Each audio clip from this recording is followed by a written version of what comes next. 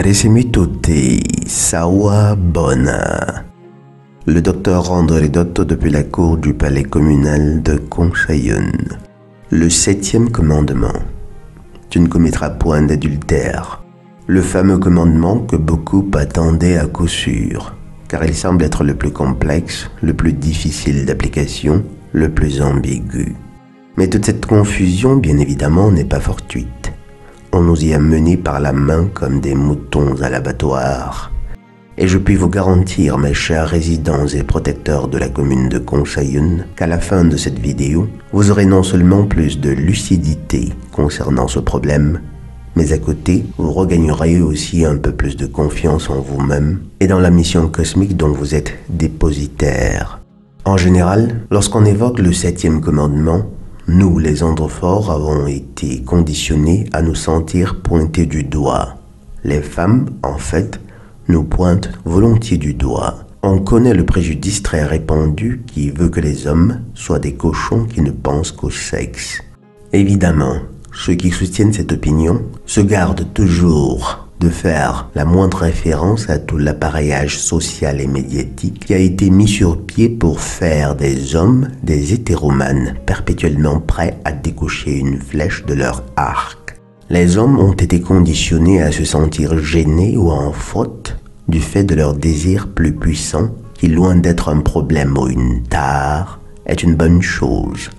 Évidemment, ceci n'est pas pour encourager les hommes à renoncer à l'idée d'apprendre à avoir une bonne maîtrise de leur instinct. Mais il est crucial de reconnaître et de respecter notre nature profonde ainsi qu'elle a été voulue et conçue par le Créateur. Beaucoup d'hommes, en particulier en Occident, ont fini par considérer comme une faute le penchant naturel des hommes à disséminer autant que faire se peut leurs semences, même s'ils peuvent très nettement percevoir que leur nature profonde les y pousse. Et pour ceux qui sont sincères, une telle possibilité ne leur déplaît pas vraiment. C'est par conformité sociale que la plupart des hommes finissent par se résigner à l'idée de ne se contenter que d'une seule gynophore. Autrement dit, s'il en est ainsi, c'est parce que la société a réussi à imposer aux hommes, presque partout dans le monde, ce système hypocritement dit monogamique. Et vu que la nature finit toujours par revenir au galop, presque tous les hommes finissent presque toujours par se taper une maîtresse.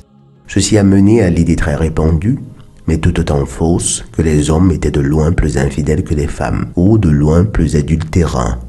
Vous verrez que la chose n'est pas du tout vraie. Et pire encore, cette idée que les hommes seraient plus infidèles n'est qu'une projection, car non seulement un homme déjà marié qui connaît une autre femme ne commet-il pas nécessairement d'adultère, tandis que c'est le cas pour une femme mariée qui connaît un autre homme, mais en plus de cela, il y a justement dans l'hypothèse de la conception de la monogamie comme régime idéal, une série de faits socio-psychologiques qui font comprendre qu'une femme moderne est de loin plus susceptible d'infidélité qu'un homme, comme c'est le cas du reste. Nous allons commencer par ce dernier point, à savoir illustrer que dans un système essentiellement monogamique, les femmes sont de loin plus infidèles que les hommes. Après quoi, nous verrons en quoi le choix d'un homme marié de s'unir à une autre gynophore n'est pas nécessairement adultérin, tandis que c'est le cas pour une femme mariée qui choisirait de s'unir avec un autre androphore. Les gynophores et non les androphores sont de loin plus susceptibles de tricher et elles le font de loin plus que les hommes. Mais quels sont ces faits ou facteurs qui établissent cela ou qui vous aideraient à le comprendre? Sans avoir besoin de faire personnellement un sondage d'opinion, vous n'avez qu'à considérer les éléments suivants. 1. Les hommes ont par rapport aux femmes de loin moins de possibilités de s'acquérir les faveurs de l'autre sexe. Contrairement à la plupart des hommes, la plupart des femmes ont toujours en orbite autour d'elles un ensemble de niaiseux, aka les simps, prêts à les servir dans l'espoir de quelques faveurs sexuelles. En plus, elles sont doublement avantagées sous ce rapport, c'est-à-dire non pas seulement dans les nombres, mais aussi dans les procédures. Isabelle a 10 hommes à ses pieds, et elle ne doit que claquer des doigts pour que l'un d'eux, ou même tous les 10 à la fois, se porte volontaire pour l'envoyer au 7e. Mathieu, lui, non seulement n'y a-t-il en général personne à ses pieds, à moins qu'il ne soit très beau ou très riche, mais en plus, quand bien même il s'en trouve de femmes à ses pieds, il faut qu'il s'adonne à un rituel de séduction pathétique et ridicule qui demandera de son temps, de son énergie et beaucoup de ses moyens. Il est donc toujours de loin plus aisé pour une femme de se taper un mec qu'un mec de se faire une meuf. 2. Étant donné que les hommes en général doivent vraiment manger, à la sueur de leur front, au sang de leurs artères et aux larmes de leurs yeux, ils n'ont que très peu de temps ou d'énergie pour s'épuiser davantage à rechercher les faveurs de quelques maîtresses. Ils sont en général trop fatigués, trop fauchés, ou les deux. Les femmes, elles, ne galèrent pas autant que les hommes pour avoir leur pain quotidien. J'espère qu'il n'est pas besoin de descendre dans le détail pour le démontrer. Elles ont en général tout le temps nécessaire pour suffisamment s'ennuyer et rêver de mieux que ce qu'elles possèdent déjà pour se laisser séduire par l'idée d'aller voir ailleurs. Ont-elles la force morale de résister à la tentation? Et là, nous arrivons à la 3e raison pour laquelle, dans le monde moderne, elles trompent de loin plus que les hommes ne le font. Elles n'ont pas de boussole morale. Beaucoup d'hommes réussissent à résister à des occasions de copulation par amour aux craintes de leur épouse, ou tout simplement par crainte de l'Éternel. Qu'il s'agisse de cas réels d'adultère aux yeux de l'Éternel ou des autres qui ne sont tels qu'aux yeux des hommes. Tandis que les femmes, plus susceptibles de s'ennuyer, moins sensibles à la volonté du Père et en tout cas moins empathiques, n'éprouvant en général aucune gêne, ni à l'idée de vous tromper, ni après l'avoir fait, ne le font que plus volontiers. Elles savent si bien se débarrasser du poids des turpitudes morales que peut comporter une trahison. Donc, récapitulons. Dans un monde où les gynophores côtoient les endophores dans les espaces publics parce que le contraire serait les opprimer, les femmes seront toujours de loin plus infidèles que les hommes parce que, 1. Statistiquement, elles ont plus d'occasions de le faire. 2. Il leur est procéduralement plus facile de le faire. 3. Elles ont plus de temps et d'énergie pour le faire. Et 4. Leur conception de la morale est plus laxiste, ou autrement dit, elles sont moralement plus vulnérables et donc de loin plus susceptibles de le faire. Vous conviendrez donc avec moi que le Créateur avait de très bonnes raisons d'établir tant à travers la physiologie humaine qu'à travers ses recommandations explicites que les esprits encastrés dans des corps d'hommes devraient toujours être au contrôle, et que ceux encastrés dans des corps de femmes devraient se contenter de se faire guider et d'apprendre.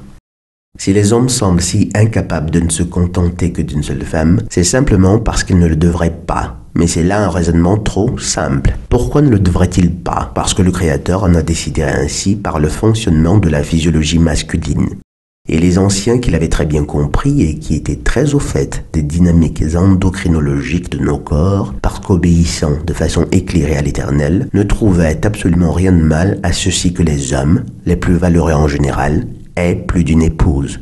Toute société saine par le passé a toujours entériné le régime de polygamie masculine et condamné sévèrement la polygamie féminine. Mais avant que vous ne vous offusquiez de ces expressions qui ne sont que très rarement utilisées, permettez que nous fassions des spécifications terminologiques. La polygamie en fait a 2 déclinaisons, la polygynie et la polyandrie. Dans le premier cas, c'est un homme qui a plus d'une épouse ou compagne. C'est le cas le plus répandu. Ou mieux encore, disons, le cas le plus toléré. Le plus toléré dans pratiquement toutes les cultures du monde entier. 99% de la population mondiale sur 99% de la totalité de l'histoire humaine. La polyandrie par contre, c'est au contraire une femme qui aurait plus d'un conjoint. Quoique cette union ne soit attestée et ou tolérée que dans 1% des sociétés humaines et pour 1% de la totalité de l'histoire humaine, il faut reconnaître qu'hier et plus encore aujourd'hui, il y a forcément toujours eu des cas de ce qu'on pourrait désigner polyandrie de fait. Car aujourd'hui particulièrement, grâce au féminisme, plus de la moitié des femmes, même dans des relations stables, entretient toujours leur petit bassin d'admirateurs loyaux qui à tout moment peuvent se transformer en amants. Sans oublier celles qui n'entretiennent pas qu'un bassin d'admirateurs, mais littéralement un bassin d'amants. Donc en réalité, la plupart des femmes aujourd'hui sont, de fait, des polyandres. La polygynie se réfère donc simplement à la polygamie masculine et la polyandrie à celle féminine. Précisons cependant que les hommes n'ont un penchant pour la polygamie que parce que leur physiologie les y pousse. Ils ont un besoin presque irréfrénable de disséminer leurs semences autant que faire se peut. Les femmes, elles, deviennent polyandres non pas du fait de leur physiologie, mais pour des raisons sociales ou psychologiques liées à la cupidité matérielle, à l'hypergamie. La polygynie procède de la programmation endocrinologique des hommes, tandis que la polyandrie procède à la base de la cupidité matérielle des gynophores. Dans les patriarcats, cette cupidité matérielle est matée par le bon sens des androphores. Mais lorsque les horloges se dérèglent, telles dans la société contemporaine, cette cupidité matérielle est exacerbée et encouragée chez la plupart des gynophores par un conditionnement social bien organisé, ce qui mène très vite à une polyandrie de fait, telle que nous pouvons le voir dans le monde entier. La programmation endocrinologique des gynophores, par contre, les pousse vers la monoandrie. Comme nous aurons l'occasion de le voir tout à l'heure. Et si par contre vous vous dites que quelque part les gynophores auraient un désir sexuel autant irréfrénable que celui des androphores, non, vous vous trompez. Il est certes vrai qu'elles peuvent en arriver justement à développer justement un tel désir, mais c'est simplement du fait d'un conditionnement social. Ce n'est pas leur programmation endocrinologique qui les pousserait par exemple qui les pousserait à avoir un désir irréfrénable comme c'est le cas chez les hommes, mais plutôt un conditionnement social. Et malgré ce conditionnement, après, on voit très bien que les nymphomanes qui nous sont vendus par exemple dans le cinéma n'existent en fait que là-bas, qu'à Hollywood. Certainement pas, peut-être qu'il y en a quelques-unes dans le monde réel, mais sans aucun doute très peu. La polyandrie est une perversion de l'hypergamie féminine qui, elle, n'est pas un mal en soi, à la base. Et les conséquences désastreuses sur les femmes et sur la société en disent long sur le caractère diabolique de la chose. Non, messieurs, mes propos ne sont pas biaisés, même s'ils en ont tout l'air. Si la polygynie est voulue par l'Éternel, la polyandrie, elle, est voulue par le Seigneur ténébreux. La polygynie est conforme à l'ordre voulu par l'Éternel et votre système endocrinologique est là pour le prouver, notamment par les taux de testostérone drastiquement différenciés entre l'homme et la femme. Cependant, affirmer la légitimité cosmique de la polygynie n'implique pas automatiquement rejeter la monogynie. Ceux qui ont lu les fondements métaphysiques de l'union sexuelle savent que la monogynie est le régime matrimonial des hommes, spirituellement très avancé et devrait être recherché par ceux qui veulent s'élever davantage spirituellement. J'étayerai ce propos tout à l'heure, mais en attendant, le fait que la monogynie doit être recherchée par les hommes qui aspirent à s'élever davantage spirituellement ne signifie pas non plus que la polygynie soit illégale ou qu'elle soit à bannir. En fait, c'est bien le contraire.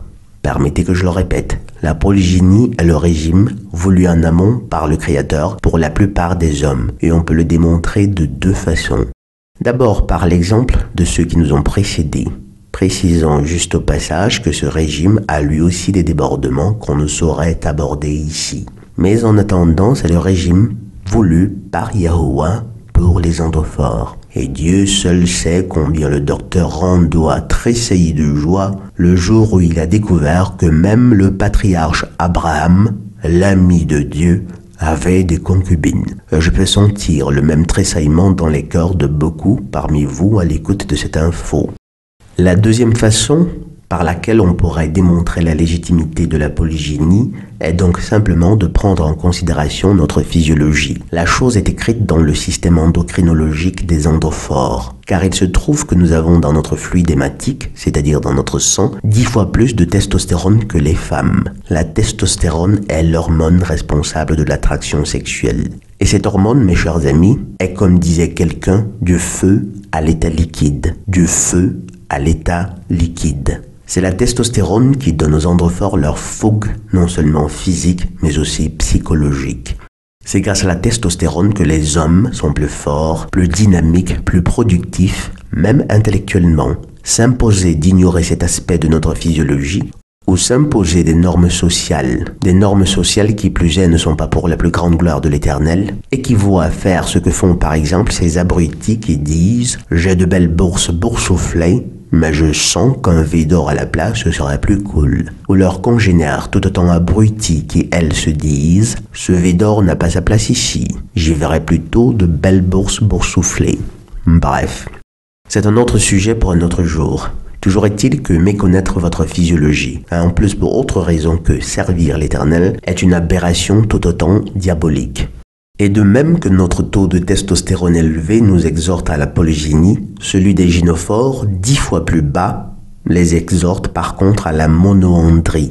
Cette différenciation hormonale les prédispose à préférer la sédentarité, la soumission au pouvoir de leur époux, c'est-à-dire soumission à l'autorité d'un seul homme, l'acceptation de la fonction suprême que représente la procréation, bref, la féminité véritable.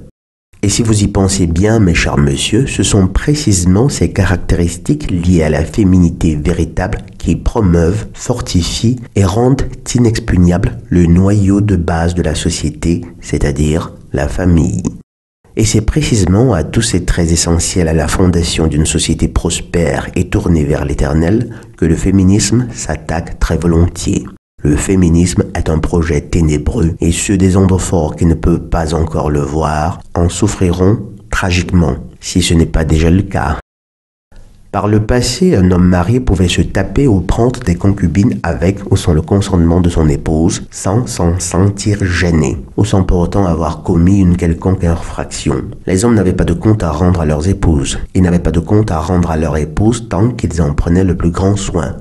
Mais on va reconnaître que les temps ont changé. Il serait quand même méprisant et condamnable d'en faire autant sans avoir jamais informé votre épouse en amont de votre intention d'honorer votre physiologie, sous le prétexte que vous en prenez le plus grand soin.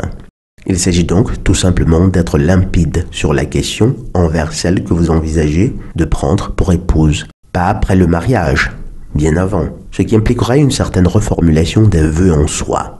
Vous devez faire comprendre à celle que vous choisissez de prendre en épousailles qu'elle ne sera pas la seule épouse, qu'elle aura une coépouse ou à l'occasion des concubines, ce qui cependant ne lui donnera aucunement le droit d'en faire autant. Si elle est d'accord, ça roule, sinon, oust. Est-ce injuste? Eh bien, commencez par vous demander s'il est juste que la vie de votre foyer dépende entièrement de votre portefeuille. Il se trouve que chaque sexe a des prérogatives. De même que les gynophores ont la prérogative d'être entièrement pris en charge du fait de leur sexe et de leur fonction, les ondophores eux aussi du fait de leur sexe et de leur fonction ont la prérogative de pouvoir prendre en charge plus d'une gynophore s'ils en ont les moyens matériels et spirituels. Le risque dans ces cas de figure est en général que beaucoup d'hommes se laissent vite dominer par la luxure, dédaignant tant le travail physique que celui spirituel. Beaucoup finissent par stagner tant spirituellement que matériellement, ou même par se faire manipuler par le Seigneur ténébreux, qui aurait à ce point plus d'un agent à son service. Le sage roi Salomon en sait quelque chose. La solution intermédiaire serait peut-être, à ce point, d'en épouser au max 4, ou mieux encore une seule, avec la liberté de vous rouler à l'occasion une concubine consentante. Toujours est-il que par respect ou honorabilité, il sera toujours judicieux d'en informer votre partenaire qui toutefois, même initialement ouverte et consentante, finira très vite par se lasser d'une telle situation. Dans l'ordre naturel des choses, ou par le passé si vous voulez, là où les premières épouses n'y voyaient aucun mal, simplement parce que de toute façon, toute leur attention était essentiellement rivée sur leur progéniture et elle ne manquait de rien, car tout époux juste et bon continuait de respecter ses engagements, quoiqu'ayant perdu l'attrait physique pour ces épouses-là. Dans le monde moderne, rares sont ces femmes qui sauraient faire preuve d'un tel bon sens. On leur a installé tellement de programmes égo-boostants qu'elles préféreront aller en épousailles avec le prince des ténèbres plutôt que d'accepter un régime dans lequel elles ne seraient que l'une des épouses, fût-ce même avec tonton Yahusha en personne. Et si par contre vous les mettez sur les faits accomplis, à défaut de vous détruire, elles se trouveront légitimées d'en faire pareil. Le comble, c'est qu'en fait, même dans les relations monogéniques, et peut-être même surtout dans ces relations-là, elles finissent toujours par vous ruiner ouvertement ou de façon plus subtile et ou par vous tromper. Donc au final, peut-être que vous faites bien d'écouter votre physiologie. Quoi qu'il en soit, de tous les hommes mariés, ce sont ceux-là, c'est-à-dire les polygames, qui réussissent à ne pas se faire émasculer comme c'est le cas aujourd'hui pour la plupart des hommes dans des foyers monogéniques. En tout cas, le moins qu'on puisse dire est qu'ils ne vivent pas de misère sexuelle, ou du moins pas autant que les hommes monogames. Et plus intéressant encore, ils sont en général moins susceptibles de finir par aduler leur épouse à la place de l'Éternel, comme on peut l'observer systématiquement chez les hommes monogames. Bref, ne digressons pas trop. L'adultère pour les hommes n'advient que lorsqu'un homme, marié ou non, cède à la tentation de toucher, en action ou en pensée, une femme qui appartient à un autre homme. C'est en cela que consiste l'adultère chez les hommes. Posséder ou fantasmer de posséder une femme que vous saviez être l'épouse d'un autre homme. Et c'est tout. Bien entendu, l'acte commis en pensée comporte moins de répercussions, ça va de soi, mais il vous nuit quand même. L'on ne saurait approfondir la chose ici.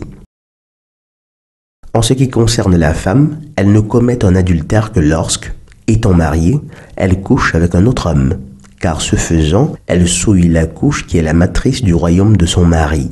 C'est pour cette raison que tant l'un que l'autre, c'est-à-dire la femme adultérine et son amant, méritent un châtiment très, mais alors très sévère, en particulier l'homme. La femme pourrait même être à l'origine de la chose, mais l'homme, par la conscience spirituelle qu'il a de la gravité d'une telle action, du chagrin que la chose représente pour le mari lésé et de la disponibilité d'autres femmes, doit en subir les conséquences les plus sévères. Par le passé, les gars préconisaient carrément le châtiment ultime, la peine C, mais étant donné le raffinement apporté par tonton Yahusha, on pourrait considérer la possibilité d'adoucir la chose. L'homme serait condamné à payer une somme qui, à défaut de le ruiner, ferait du mari lésé un multimillionnaire instantané. Et le sort de la femme serait du ressort du mari, qui pourra choisir de lui pardonner sa faute, surtout s'ils ont des enfants, ou alors de lui imposer des travaux socialement utiles mais raisonnables dont les revenus seront reversés en partie à ce dernier, l'autre partie étant destinée à la construction d'infrastructures publiques et de structures sociales pour orphelins, veuves et vieillards délaissés. Vous comprenez bien que dans de tels cas, la présence de jeunes enfants sera synonyme de circonstances atténuantes. De la même façon, il y aurait tout autant des circonstances aggravantes. L'homme pris en flagrant délit d'adultère, direct ou indirect, dans le lit d'un autre homme, devrait être libéré du fardeau qu'est son enveloppe charnelle. Pour la femme, le même châtiment l'attendrait à défaut d'un plaidoyer de son mari en sa faveur. Quand bien même elle en bénéficierait, elle purgerait quand même une longue peine de détention en services sociaux pour donner le temps à son mari de décider de ce qu'il voudrait faire. L'adoucissement de la peine de son amant serait tout autant du ressort du mari lésé. L'adultère ne s'applique pas au cas d'une femme ni mariée ni promise qui couche avec un homme marié. En fait, on supposera qu'elle espère que cet homme a l'intention de faire d'elle sa concubine ou sa prochaine épouse. Il n'y a là aucune faute de la part de la femme, à moins qu'il soit attesté de sa part une préméditation dont le but était de nuire à l'épouse légitime.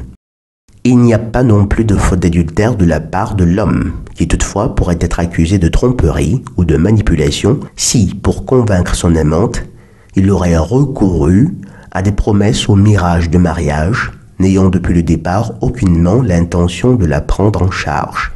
Son épouse première pourrait aussi demander justice non pas pour un adultère, mais pour omission d'information. Bien entendu, s'il ne s'était jamais donné la peine d'informer, avant le mariage, son épouse du régime qu'il comptait faire valoir. Elle pourrait également se faire dédommager de façon raisonnable s'il est attesté que son mari a fait preuve d'imprudence telle que des rapports non protégés. Après, il est clair qu'il y aurait un nombre presque infini de cas de figure suivant les contextes. Mais de façon générale, le principe directeur régulant tous ces cas de figure serait celui de la licéité de la polygynie et de la condamnation sans équivoque de la polyandrie. Cet ordre n'est pas biaisé. mais absolument conforme au but visé par les esprits qui acceptent de s'incarner dans des corps d'androphores ou de gynophores. L'adultère de la femme est visiblement plus grave ou plus délicat. Vous me direz peut-être, docteur Rondeau, n'est-ce pas injuste? Eh bien, absolument non. Rappelez-vous qu'un grand pouvoir comporte toujours de grandes responsabilités. Thank you, Spider-Man. Une femme a la responsabilité de la matrice porteuse de vie. Elle a donc davantage de responsabilités sous ce rapport. Mais afin de mettre en lumière ces détails pour vous en faciliter l'assimilation, je vais simplement répondre à quelques questions récapitulatives centrales. 1. Pourquoi l'adultère des femmes semble-t-il plus lourd de conséquences? Il y a plusieurs raisons à cela. L'adultère des femmes est plus lourd de conséquences parce qu'elles ont la responsabilité de la matrice porteuse de la génération suivante d'humains. Et dans la dynamique sexuelle, les femmes sont essentiellement passives et reçoivent plus qu'elles ne cèdent. Une femme adultérine, enceinte ou non, met en danger la prochaine génération d'humains en les exposant à la confusion que peut générer la multiplicité de matériel génétique provenant de ses différents partenaires sexuels, voir la vidéo sur la télégonie. B. À la possession d'entités malveillantes qui potentiellement se trouvent dans l'aura de ses partenaires sexuels et aux nombreux autres dangers physiologiques que représentent les maladies. Rappelons qu'une femme naît avec en elle toutes les cellules, certes encore immatures, qui deviendront les ovules au moment opportun. Elle naît donc avec la moitié de l'humanité déjà présente en elle. Ce qui n'est pas le cas chez les hommes. Le stock se renouvelle environ tous les 2 mois. 2. Comment illustrer le fait que la monoandrie et non la polyandrie soit le régime imposé par l'Éternel aux gynophores pour leur propre bien et pour celui de la société en général? Tout comme la physiologie des hommes les prédispose à la polygynie, légitimant ainsi la chose, celle des femmes les prédispose à la passivité, à la sédentarité, à la féminité, qui sont, entre autres, des prérequis nécessaires à la maternité véritable. Laquelle maternité véritable ne peut être effective, ne peut être vraiment effective qu'en régime matrimonial monoandrique. Par maternité véritable, j'entends ici la conscience que peut avoir une gynophore de la responsabilité qu'elle a d'assurer la viabilité, le bien-être, la viabilité physique, physiologique et plus tard psychologique de sa progéniture, de l'enfant qu'elle porte, en faisant tout ce qui est en son pouvoir pour ne pas que cet enfant soit exposé à l'influence d'autres hommes. Des influences qui peuvent évidemment être beaucoup plus subtiles qu'on ne le croit. Le simple fait, par exemple, qu'une gynophore soit en contact avec les phéromone d'un autre homme, en réalité, pourrait avoir un impact négatif carrément sur l'enfant qu'elle porte. D'où la nécessité. Vous comprenez donc qu'il est absolument nécessaire pour une femme qui voudrait assurer la viabilité de l'enfant qu'elle porte, d'accepter l'autorité d'un seul homme, de se mettre sous l'autorité et la protection d'un seul homme. Évidemment, c'est là, on va dire quoi, c'est un processus assez subtil, c'est une information, c'est une donnée que beaucoup aujourd'hui ne possèdent plus, malheureusement. Mais pour illustrer le fait de la maternité véritable, je vais prendre un autre exemple qui sera pour vous un peu plus parlant. Je regardais une brève vidéo, il n'y a pas si longtemps que ça, dans laquelle on disait par exemple que à Londres, au Royaume-Uni, c'est une proportion de peut-être quelque chose comme, on dirait quoi, peut-être 200 femmes sur 1000, ou moins que ça, c'est-à-dire peut-être 200 femmes sur 10 000, qui acceptent d'allaiter leur bébé, qui acceptent de les nourrir, de leur donner du lait provenant de leur poche de lait. Quoi qu'il soit, quoi qu'il ait été attesté depuis très longtemps d'ailleurs, qu'en réalité, c'est le lait naturel, c'est-à-dire celui qui coule des poches de lait justement, qui est le plus adapté pour la survie, pour le bien-être, pour cet enfant qui est à peine né, pour ce petit homme qui a besoin plus que tout autre justement de la présence, de la protection, de la bienveillance de l'être humain qu'il connaît le mieux, c'est-à-dire sa mère. Mais non, c'est la grande majorité de femmes, de gynophores, qui choisissent comme ça de donner à leur enfant, d'utiliser des aliments artificiels, quoiqu'elles soient parfaitement conscientes justement des effets néfastes que ces aliments sémence artificielle peuvent avoir. Celles-là, certes, c'est des femmes, elles réussissent à avoir des enfants, mais on ne parlerait pas d'une maternité véritable là-bas. Oui, ce sont des mères, mais à ces choix qu'elles font, et c'est pas le seul choix.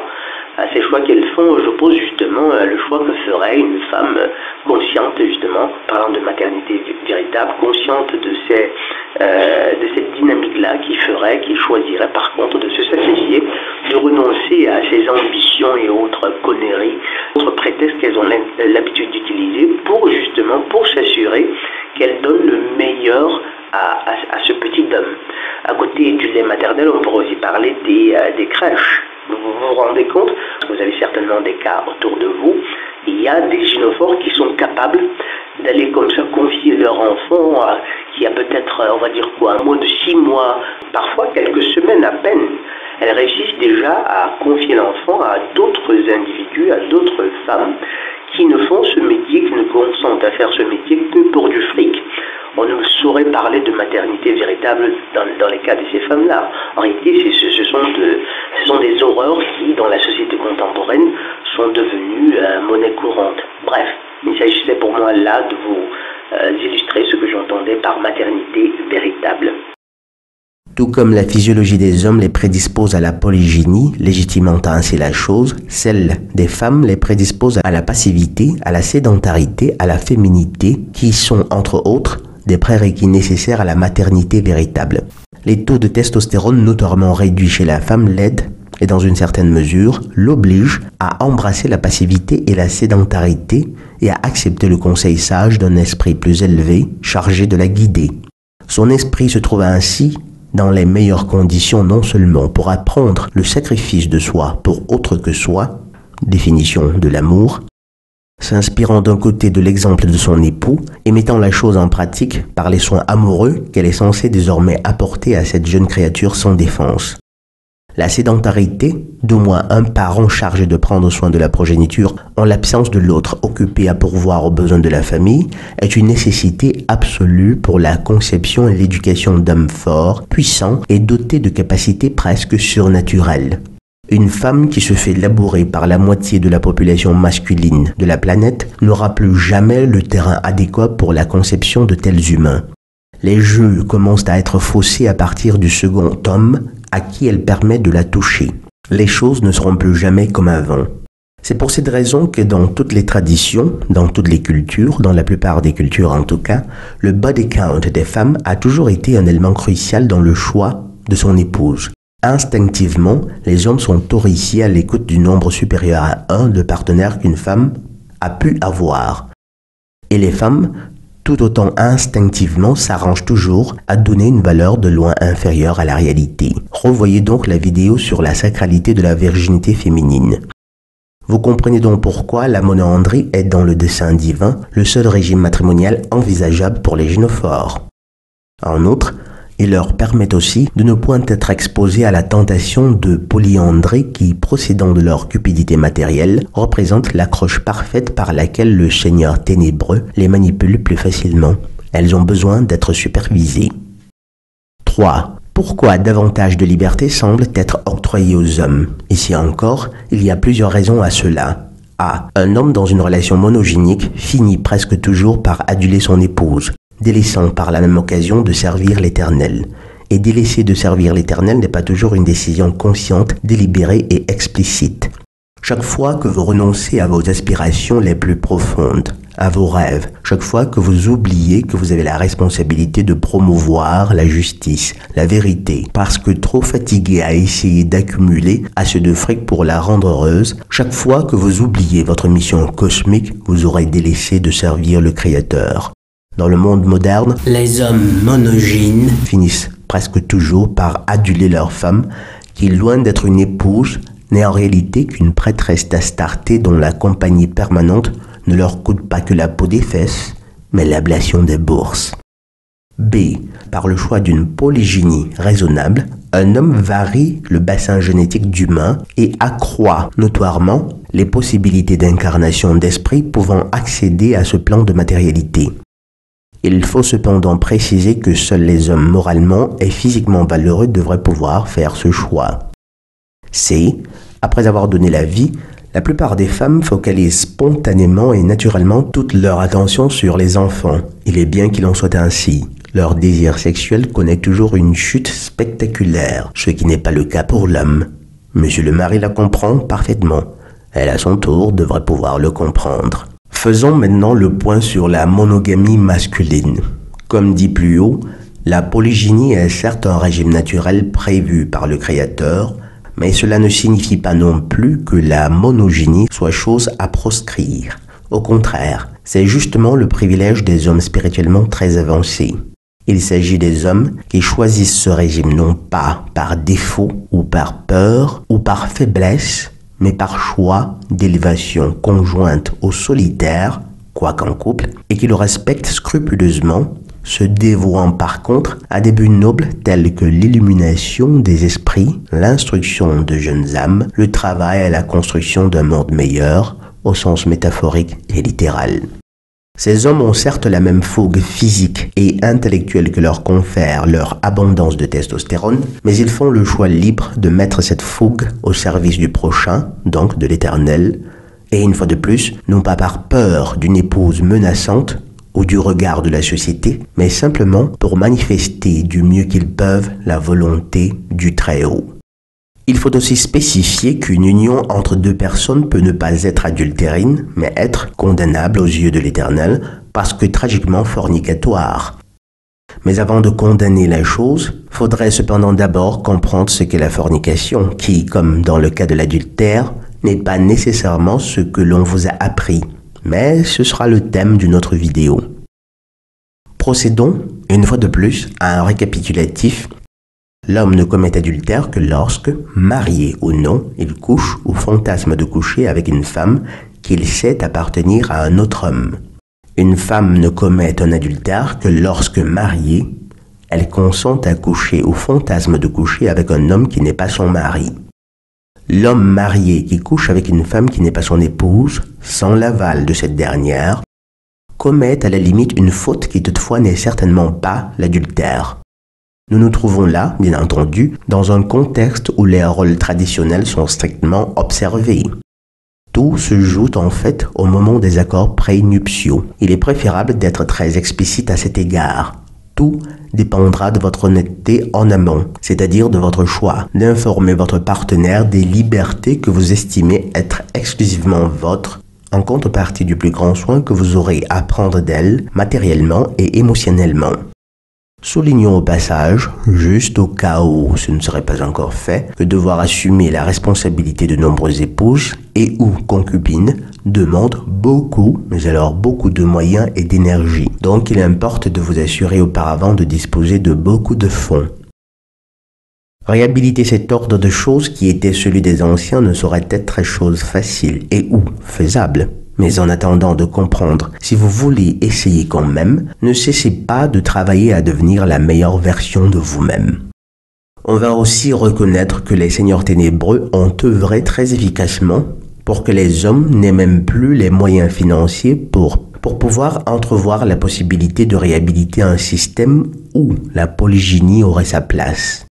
La plupart des hommes prétendent préférer la monogynie simplement parce qu'ils ont été castrés et saignés à blanc, tant et si bien qu'ils n'ont ni les moyens d'assumer leur physiologie, ni même la force de volonté pour le faire ou pour le vouloir. Du coup, ils se convainquent qu'en fait, la monogynie est un bien meilleur système. Vous savez, le pauvre qui dit qu'il ne va pas si souvent à la boucherie parce qu'il est allergique à l'odeur de viande crue. Il est assez aisé de prouver l'hypocrisie ou la naïveté des pourfendeurs des régimes monogyniques. Les premiers, c'est-à-dire les monogynes hypocrites, finissent par se taper des maîtresses, et les deuxièmes, c'est-à-dire les monogynes naïfs, par contre, n'utilisent leurs excédents d'énergie et de fougue que pour s'adonner à des activités abrutissantes qui les déconnectent de la tragédie de leur situation. Certainement pas pour chercher Dieu, comme l'on s'attendrait du monogyne qui l'est par choix.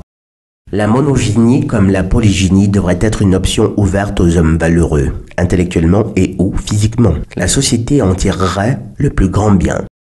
L'on devrait se limiter à instruire les jeunes hommes sur la nature des gynophores et sur les implications que comporterait chacun de ces régimes matrimoniaux. Si d'un côté la polygynie permet au mari de ne souffrir que très peu de frustration sexuelle, même si ça finit toujours par arriver, son travail spirituel ne peut qu'en être fortement ralenti, sans compter les risques d'écart que comporte l'obligation de pourvoir aux besoins physiques et psychologiques d'une progéniture nombreuse qu'on n'a pas toujours la force physique ou les moyens matériels de mettre aux petits soins. Les Africains en savent quelque chose. Cependant, le polygame aurait un bassin génétique varié, ce qui n'est pas une mauvaise chose, même si les avantages du nombre ne se font en général pas voir sur le court terme. Le monogame, par contre, souffrirait certes très vite de monotonie, mais en contrepartie, s'il sait être diligent, son travail spirituel en serait accéléré, entendu qu'il n'est pas à ses côtés une harpie des temps modernes, chose pratiquement impossible aujourd'hui. Donc à défaut de trouver le fameux unicorne pour s'évertuer à se lancer dans une relation monogénique, vous feriez bien, mes chers amis, de prêter attention aux avertissements que vous prodiguent ces chers chevaliers McTow, à défaut de considérer très sérieusement l'alternative de la polygynie. Vous aurez sans aucun doute toutes les peines du monde à trouver gynophores qui vous suivent sur ce chemin, à moins de mettre la main sur quelques mormones ou ménonites. Cependant, aussi fières, hautaines et narcissiques qu'elles sont, le futur ne laissera nul autre choix, même aux gynophores modernes, car quoique réfractaires à l'idée de la polygynie, elles finiront par se rendre compte que leur survie en dépendra et réapprendront à accepter ce régime matrimonial, ne pouvant plus compter sur la polyamorie latente qu'elles pratiquent aujourd'hui, ni pour apaiser leur penchant narcissique, ni pour leur garantir le minimum nécessaire à leur survie. Le prophète Ésaïe nous l'annonce déjà au chapitre 4, verset 1 de son livre. « Et cette femme saisiront en ce jour un seul homme et diront, nous mangerons notre pain et nous nous vêtirons de nos habits. Fais-nous seulement porter ton nom. Enlève notre opprobre. » Voyez-vous, mes chers messieurs, le gentil petit destin qui vous attend, si vous saurez travailler ardemment et ardument à votre amélioration financière. Parce qu'évidemment, pour qu'elle vous supplie ainsi d'enlever leur opprobre, faudra bien que vous soyez de ceux-là qui en auront les moyens. En fait, il est même très facile de se représenter comment un tel scénario finira par se concrétiser en observant les faits d'actualité. Plus la crise financière fera des ravages dans le monde entier, plus il sera difficile pour les gynophores de survivre, et petit à petit, la rhétorique pompeuse des femmes libres et autonomes s'estompera tout naturellement.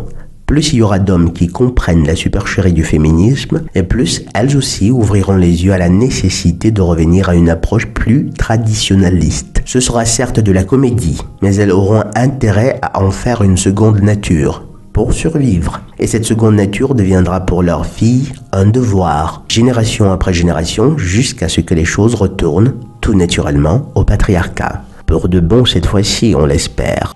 En attendant ce moment dont beaucoup d'hommes rêvent, contentez-vous de travailler à votre croissance spirituelle et financière, car, comme disait un sage, il y a de loin plus de certitude à courir après le fric, Dieu ou les deux, qu'il y en a à courir après les gynophores. Voilà, il est peut-être temps de conclure ce podcast, qui était bien trop long. Récapitulons les points saillants, une fois de plus. La polygynie est souhaitable pour les hommes financièrement et intellectuellement valeureux. La monogynie choisie est le privilège des hommes spirituellement avancés et le sort des hommes moyens ne disposant que de moyens limités. Ces deux régimes devraient être licites. La polyandrie par contre est une aberration car elle ne peut mener qu'au chaos que vous pouvez voir tout autour de vous dans le monde entier. Le nombre de partenaires qu'a connu une femme est un facteur déterminant pour la qualité d'humain que sa matrice sera capable de forger et donc du type d'esprit qui y sera encastré. Et bien entendu, dans la stabilité de son couple, car du fait de la dynamique de l'union sexuelle, la femme est toujours essentiellement réceptrice et l'homme essentiellement émetteur. Dans le cas de la polyandrie, la femme finit par devenir un dépotoir et porteuse d'une progéniture en général faible et défaillante. Ces défaillances ne sont pas toujours d'ordre physique, autrement dit, elles ne sont pas toujours visibles. Pourtant, dans le cas de monoandrie, la femme est dépositaire d'une seule semence qu'elle fait grandir patiemment et si possible avec beaucoup d'amour, ce qui finit par donner lieu à une progéniture forte dans le corps et dans l'esprit. C'est ainsi que naissaient ces hommes d'antan qui faisaient des miracles ou à défaut étaient d'une intelligence et ou d'une force physique que l'homme contemporain ne peut que contempler de loin avec admiration et envie, prenant la chose pour des phénomènes surnaturels. L'adultère d'une femme est toujours plus grave et celui d'un homme un peu moins, parce que le premier est plus lourd de conséquences dévastatrices pour la progéniture. La promotion de la polyandrie ne peut mener qu'à une société où les femmes ont du pouvoir, qui malheureusement hier comme aujourd'hui, ne leur sert qu'à extérioriser le chaos qui caractérise leur être, leur psyché. La monoandrie est le seul régime idoine pour les femmes, car il leur permet de se concentrer sur le plus grand objectif de leur pèlerinage terrestre, apprendre à aimer autre que soi en s'inspirant de l'exemple du père de sa progéniture. J'espère à ce point que vous comprenez maintenant mieux le sens profond du 7e commandement. Oubliez donc vos leçons de catéchèse et autres doctrines religieuses qui ne font que vous fourvoyer et venez vous abreuver aux sources claires, limpides et cristallines de la commune de Conchaïon. Mais en attendant de vous décider, rappelez-vous toujours, soit nous souffrons pour nous perfectionner, soit nous souffrons de nos imperfections. Une fois de plus, merci à Mohamed B pour son généreux don qui a permis la réalisation de ce podcast. Le docteur Randall Edotto depuis la cour du palais communal de Conchaïon. Sawabona et la paix de Yah.